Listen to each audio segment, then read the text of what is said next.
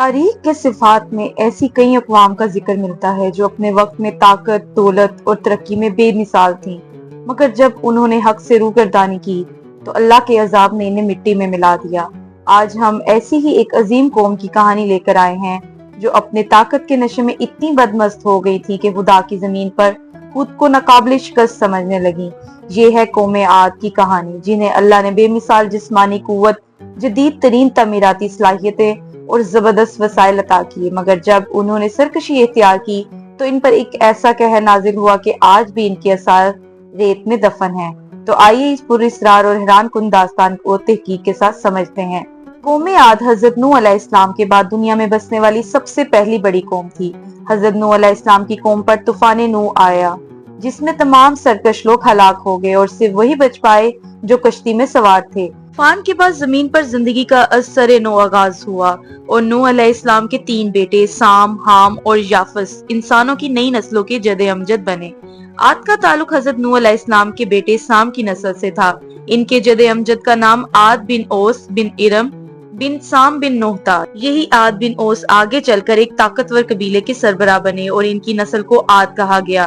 یہ قوم عرب کے جنوبی علاقے میں موجود یمن اور عمان کے درمیان ایک مقام پر آباد ہوئی۔ اس علاقے کو قرآن میں الاحقاف کہا گیا، جس کا مطلب ہے ریت کے بڑے بڑے ٹیلے۔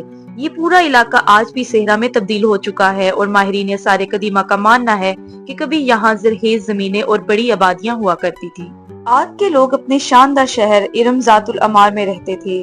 قرآن میں اس شہر کا ذکر یوں آتا ہے، کیا تم نے نہیں دیکھا کہ تمہارے رب نے عاد کے ساتھ کیا کیا؟ ارم کے باشندوں کے ساتھ جو ستونوں سے آراستہ تھا، ایسا شہر جو دنیا میں کسی نے نہیں بنایا تھا۔ یہاں ذات العمار کا مطلب ہے ستونوں والا شہر، جس کا مطلب ہے کہ یہ قوم بڑی بڑی عمارتیں بنانے میں ماہر تھی۔ اس شہر کے بارے میں کہا جاتا ہے کہ یہ بلند و بالا ستونوں پر قائم کیا گیا تھا جو کسی اور شہر میں نہیں تھے۔ اس میں شاندار محلات، مضبوط قلعے، خوبصورت باغات تھے۔ ان کے گھروں کے دروازے اور دیواریں نقش و نگار سے مزین ہوتی تھیں۔ بعض مورخین کا ماننا ہے کہ ان کا شہر سونے اور چاندی سے آراستہ تھا۔ یہ لوگ اپنی انجینئرنگ، تعمیرات، زراعت اور ہنر میں لاجواب تھے اور ان کے فنون لطیفہ کی مثالیں آج بھی ماہرین تلاش کرنے کی کوشش کر رہے ہیں۔ یہ قوم نہ صرف ذہانت میں برتر تھی بلکہ جسمانی طور پر بھی عام انسانوں سے کہیں زیادہ طاقتور تھی۔ قرآن میں ان کے بارے میں کہا گیا ہے، اور عاد کی طرف ہم نے ان کے بھائی ہود کو بھیجا۔ اس نے کہا، اے میری قوم، اللہ کی عبادت کرو، تمہارے لیے اس کے سوا کوئی معبود نہیں، تم تو محض جھوٹ کرتے ہو۔ اے میری قوم، میں تم سے اس تبلیغ پر کوئی اجر نہیں مانگتا، میرا اجر تو صرف اس پر ہے جس نے مجھے پیدا کیا، کیا تم عقل نہیں رکھتے؟ یہ لوگ قداور اور طاقتور تھے۔ بعض روایات میں آتا ہے کہ ان کا قد 20 سے 30 ہاتھ یعنی تقریباً 30 سے 40 فٹ تک لمبا ہوتا تھا۔ وہ چٹانوں کو اپنے ہاتھوں سے توڑ سکتے تھے اور ایک ہی وار میں بڑے بڑے درخت گرا سکتے تھے۔ ان کی جسمانی طاقت کی بنا پر انہیں دنیا کی سب سے زیادہ مضبوط قوم سمجھا جاتا تھا۔ یہ قوم صرف طاقتور ہی نہیں بلکہ اقتصادی اور سائنسی ترقی میں بھی بہت آگے تھی۔ ان کے علاقے میں بڑے بڑے باغات، کھیت اور نہریں تھیں جنہیں جدید زرعی تکنیکوں سے سنبھالا جاتا تھا۔ ان کے قافلے دور دراز کے علاقوں تک سفر کرتے تھے اور سونا، چاندی اور قیمتی پتھر خرید و فروخت کرتے تھے۔ ان کے پاس زبردست فوجی طاقت تھی جس میں نہایت مہارت سے بنائے گئے ہتھیار، مضبوط قلعے اور جنگی رتھ شامل تھے۔ ان کی آبادی لاکھوں میں تھی اور یہ کئی نسلوں تک ایک طاقتور قوم کے طور پر دنیا میں قائم رہے۔ اتنی ترقی اور طاقت نے انہیں مغرور بنا دیا۔ وہ کہتے تھے، ہم سے زیادہ طاقتور کون ہے؟ انہوں نے اپنی طاقت اور دولت کو اپنی محنت اور عقل کا نتیجہ سمجھا اور اللہ کو بھلا دیا۔ ان کے سردار تکبر سے کہتے تھے، کیا تم یہ سمجھتے ہو کہ ہم دوبارہ زندہ کیے جائیں گے؟ یہ سب کہانیاں ہیں جو ہم نے اپنے بڑوں سے سن رکھی ہیں۔ یہ لوگ اپنی ترقی اور شان و شوکت میں اس حد تک آگے نکل گئے کہ اللہ کی نافرمانی اور بت پرستی میں مبتلا ہو گئے۔ یہی ان کی سب سے بڑی غلطی تھی جس کی وجہ سے ان پر اللہ کا عذاب نازل ہوا۔ قوم عاد اپنی بے پناہ طاقت، شاندار تہذیب اور وسیع سلطنت کی وجہ سے دنیا کی سب سے مضبوط قوم بن چکی تھی۔ جب کسی قوم کو طاقت اور خوشحالی حاصل ہو جائے تو اس کے سامنے 2 ہی راستے ہوتے ہیں، اللہ کا شکر ادا کرے اور اپنی طاقت کو اچھے کاموں میں استعمال کرے۔ دوسرا راستہ غرور اور تکبر میں مبتلا ہو کر سرکشی اختیار کرے۔ بدقسمتی سے قوم عاد نے دوسرا راستہ چنا۔ انہوں نے اپنی طاقت کو اپنی ذاتی برتری کا ثبوت سمجھا اور اللہ کو بھلا دیا۔ قرآن میں ان کے غرور کے بارے میں کہا گیا، اور عاد جو زمین میں ناحق تکبر کرتے تھے اور کہا کرتے تھے، کون ہے جو ہم سے زیادہ طاقتور ہو؟ یہ لوگ اتنے خود پسند ہو چکے تھے کہ انہوں نے سمجھ لیا کہ وہ کبھی ختم نہیں ہوں گے۔ انہوں نے کہا، یہ زندگی کچھ بھی نہیں، یہی بس دنیاوی زندگی ہے۔ ہم مرتے ہیں اور جیتے ہیں اور ہمیں کوئی نہیں مار سکتا سوائے وقت کے۔ یہ لوگ اپنے دور کے سب سے زیادہ طاقتور، جنگجو، زبردست معمار، مضبوط ترین انسانی نسل میں شمار ہوتے تھے، مگر وہ یہ بھول گئے کہ طاقت کا اصل مالک اللہ ہے۔ قوم عاد کو اللہ نے ایک خدا پر ایمان رکھنے کا حکم دیا تھا، مگر وقت کے ساتھ ساتھ انہوں نے حضرت نوح علیہ السلام کی قوم کی طرح بت پرستی شروع کر دی۔ وہ بتوں کو پوجنے لگے، دیوی دیوتاؤں کی عبادت کرنے لگے اور روحانی طاقتوں پر یقین رکھنے لگے۔ ان کا عقیدہ یہ بن گیا کہ ان کے معبود ہی انہیں طاقت اور دولت عطا کرتے ہیں، اور اللہ کے بجائے اپنے بتوں سے دعائیں مانگنے لگے اور قربانیاں پیش کرتے رہے۔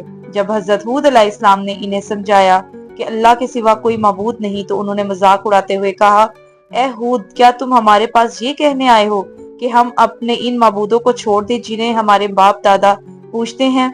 یہ لوگ اپنے آباء و اجداد کے دین پر اتنا فخر کرتے تھے کہ وہ سچائی کو ماننے کے لیے تیار ہی نہیں تھے۔ یہ اس وقت کی بات ہے جب صحرا کی سنہری ریت پر ہوا کی سرسراہٹ چلتی تھی۔ عاد کے لوگ اپنے شاندار محلات میں بیٹھے اپنی کامیابی پر فخر کر رہے تھے۔ وہ بلند ستونوں والے اپنے شہر ارم کی خوبصورتی کو دیکھ کر مطمئن تھے، مگر انہیں معلوم نہیں تھا کہ ان کا زوال قریب ہے۔ انہی کے درمیان ایک شخص تھا جو ان سے مختلف تھا۔ وہ ان کے جیسا ہی تھا، وہ انہی میں پلا بڑھا تھا، مگر اس کی زبان سے جو الفاظ نکلتے وہ سننا پسند نہیں کرتے تھے۔ یہ تھے حضرت ہود علیہ السلام، وہ نبی جنہیں اللہ نے عاد کی ہدایت کے لیے بھیجا تھا۔ حضرت ہود علیہ السلام کو بچپن ہی سے اللہ کی طرف رجحان تھا۔